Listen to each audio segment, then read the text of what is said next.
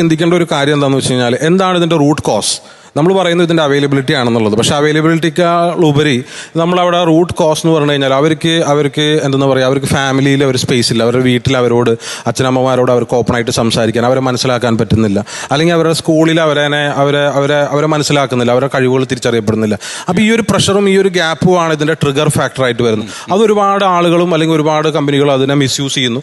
അതുവഴി കുറേ പ്രശ്നങ്ങളിലേക്ക് പോകുന്നു. ഒരു കാര്യം എനിക്ക് പറയാനുള്ളത്, അതായത് മനുഷ്യൻ എന്ന് പറഞ്ഞു കഴിഞ്ഞാൽ നമുക്കറിയാം, പ്രാചീന കാലം മുതലേ നമ്മളൊരു ക്യൂരിയോസിറ്റി ഡ്രിവൺ മനുഷ്യനാണ്.